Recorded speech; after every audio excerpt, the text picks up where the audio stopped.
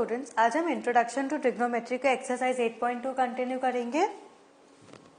Now if tan a plus b is equal to √3 and tan a minus b is equal to 1 by √3 and 0 is less than a plus b is less than equal to 90 and a is greater than b, find a and b। देखो यहाँ पे a plus b मतलब ये a plus b है, a plus b should be greater than 0 and a plus b should be less than equal to 90 degrees, ठीक है। And दूसरा condition है a plus b में से a जो है a बड़ा होना चाहिए एंड b छोटा होना चाहिए, मतलब a का जो वैल्यू है वो बड़ा होना चाहिए b से, ठीक है। सो अब देखो, अगर आप देखो tan a plus b is equal to √3, इससे आपको क्या पता चल रहा है, and tan a minus b is equal to 1 by √3। आपको क्या चाहिए, a एंड b। सो आपको नहीं लग रहा कि कैसे भी करके हमें ये tan एलिमिनेट करना है। tan एलिमिनेट करेंगे तो हमें दो इक्वेशंस मिल जाएगी, एक a plus b is equal to dash and एक a minus b is equal to dash. So उससे हम साइमल्टेनियस इक्वेशन यूज करके a और b की वैल्यू फाइंड कर सकते हैं। सो अगर अब देखो कि tan में √3 कब आता है, कौन से एंगल की वैल्यू में tan में √3 आता है, 60 degrees, that is √3 is equal to tan 60 degrees. So √3 के बदले में आप tan 60 डिग्रीज लिख सकते हो, that is tan of a plus b is equal to tan 60 degrees, correct. So tan of a plus b is equal to tan 60 degrees. इसका मतलब क्या हुआ, tan और tan निकल गया, a प्लस b की वैल्यू क्या होनी चाहिए, 0 एंड 90 डिग्रीज के बीच में, एंड 60 भी कहाँ लाई कर रहा है, 0 एंड 90 डिग्रीज के बीच में, मतलब दोनों को आप इक्वेट कर सकते हो। तो आपको फर्स्ट इक्वेशन क्या मिला, a plus b is equal to 60 degrees, ठीक है, समझ आया। अब ऐसे ही जैसे आपने √3 देखा, आपको ये देखना है कि 1 बाय √3 कहाँ आएगा tan की वैल्यू, मतलब tan में ट्रिग्नोमेट्रिक रेशियो tan में 1/3 की वैल्यू कब आती है, tan 30 degrees, that is 1 by √3 की जगह आप tan 30 डिग्री लिख सकते हो। So tan of a minus b will be equal to tan 30 degrees, correct. So since यहाँ पे tan और tan एलिमिनेट हो जाएगा, क्यों, क्योंकि tan of a minus b is equal to tan 30 degrees and दोनों ही अक्यूट रहेंगे between, that is between 0 and 90 degrees. So second equation आपको क्या मिली, a minus b is equal to 30 degrees, ठीक है। अब आप क्या करोगे, आपको यहाँ दो इक्वेशन मिल गया, tan एलिमिनेट हो गया। अब आप साइमल्टेनियस इक्वेशन यूज करोगे। साइमल्टेनियस इक्वेशन आपको बचपन बहुत पहले से आता है, आपने लोअर क्लासेस में पढ़ा है। सो क्या होगा, तभी अब यहाँ पे मैं ऐड करूंगी, करेक्ट। सो b एलिमिनेट हो जाएगा, so 2a will be equal to 90 degrees, 2a is equal to 90 degrees, तो a क्या हो जाएगा 90/2 विच इज इक्वल टू 45। अब क्या करोगे, आप 45 की वैल्यू किसी भी इक्वेशन में डाल दो, सपोज मैं इसमें डाल रही हूँ। So 45 plus b is equal to 60 degrees, so b क्या हो जाएगा 60 minus 45 which is equal to 15 degrees, correct, समझ आया। Therefore a is equal to 45 degree and b is equal to 15 degrees.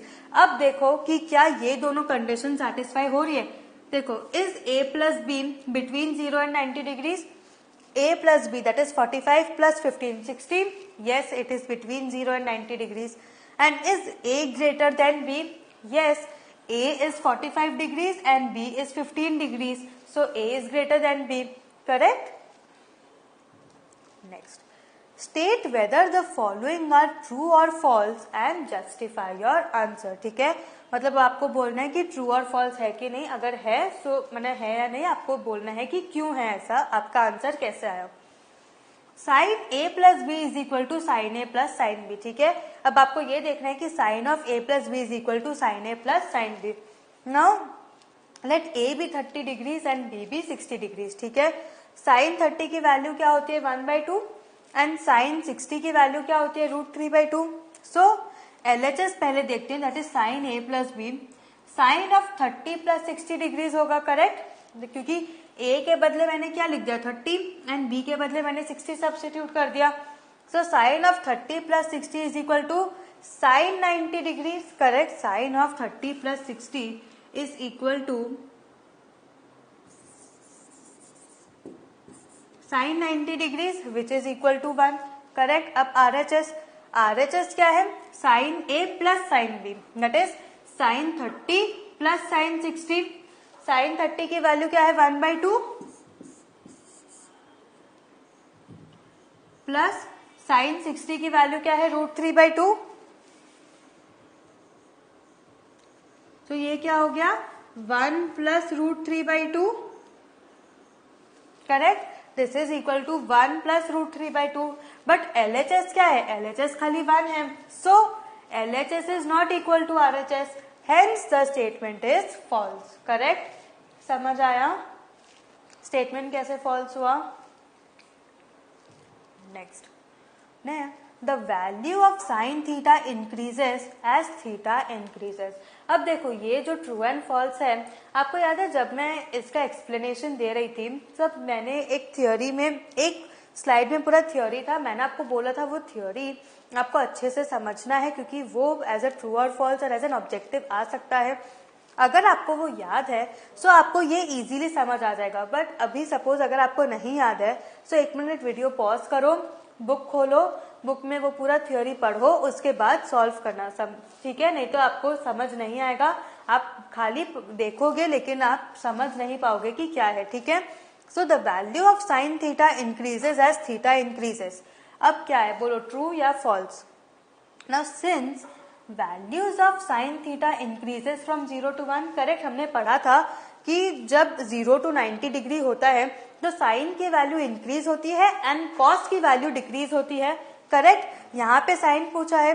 Now since values of sine theta increases from 0 to 1 as the sine increases from 0 degrees to 90 degrees. Correct. कि जब 0 degree से 90 degree angle बढ़ता है साथ ही साथ sign की value भी बढ़ती है.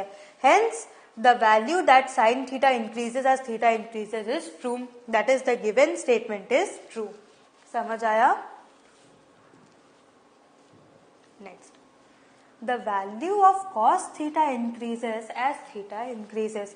अब आपको अगर ये याद है सो जस्ट ये क्या है, ये सब कंफ्यूजन के पॉइंट्स है. अगर एग्जाम में सपोज दोनों स्टेटमेंट आ गया और आप कंफ्यूज हो गए कि साइन के साथ साइन इंक्रीज होता है कि जब एंगल इंक्रीज होता है तब साइन इंक्रीज होता है या कॉस, सो आप इजीली आपके ये मार्क्स चले जाएंगे. बट ये मार्क्स बहुत स्कोर करना बहुत इजी है. So value of cos theta increases as theta increases. अब ये ट्रू है कि फॉल्स? फॉल्स. Very good. कैसे?